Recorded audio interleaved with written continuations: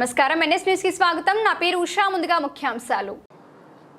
జమ్మికుంట పట్టణంలోని ఐకేపీ కార్యాలయంలో ఏసీబీ అధికారుల దాడులు.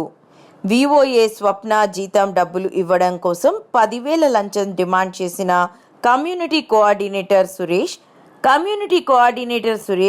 10,000 లంచం తీసుకుంటుండగా రెడ్ హ్యాండెడ్గా పట్టుకున్న ఏసీబీ అధికారులు. చెప్పండి అమ్మా, వివరంగా చెప్పండి. అసలు ఏం జరిగింది? సురేష్ ఏమని డిమాండ్ చేశారు సీసీ గారు? సీసీ గారు సార్ నాకు 20,000 ఖచ్చితంగా చేయాలని డిమాండ్ చేశాను సార్. నేను అక్టోబర్ మంత్లో సారు 30,000 చెక్ రాయడం జరిగింది సార్. నేను అప్పుడు సార్కి ఎట్లాంటి డబ్బులు ఇవ్వలే, అప్పుడు ఇవ్వలే కాబట్టి ఇప్పుడు రాసిన 25,000 నాకు రిమైనింగ్ 10,000 ఇవ్వాలి, ఇందులో 10,000 ఇవ్వాలని డిమాండ్ చేయడం జరిగింది సార్. నేను మొన్న చెక్ రాసిన రోజే 4,000 తీసుకెళ్ళి అక్కడ బ్యాంక్ ముందే ఇచ్చేసిన సార్.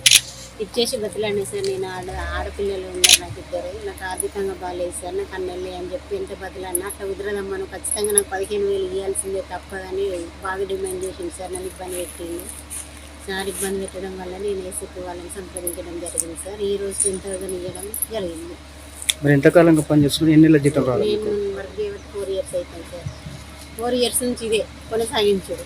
ఈసారి నా వల్ల కాకనే సార్ నేను సార్ వాళ్ళని సంప్రదించడం జరిగింది, ఏసీపీ సార్ వాళ్ళని. 4 సంవత్సరాల నుంచి ఇదే పాట అయినది. ఎప్పుడు రాసినా నీకు సగం నాకు సగం, నీకు సగం నాకు సగం. దీనివల్ల మీకు న్యాయం జరిగిందని చెప్పి అనుకుంటున్నారా? అనుకుంటున్నాం సార్. నాతో చేసే వాళ్ళందరికీ న్యాయం జరిగింది సార్. నాలాంటి మహిళలందరికీ జరిగింది. టోటల్ మండలంలో 30 మంది ఉంటాం సార్. అరాకుర ఎంతో కొంత అందరూ వేధింపుకు గురవుతారు, కానీ నేను మాత్రం ఖచ్చితంగా సార్ వాళ్ళని సంప్రదించడం జరిగింది సార్.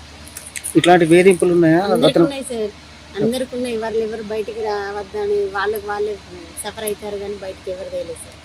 నాకు ఇంకెక్కువ ఇబ్బంది అయింది సార్. నేను సార్ వాళ్ళని సంప్రదించడం జరిగింది, ఏసీపీ సార్.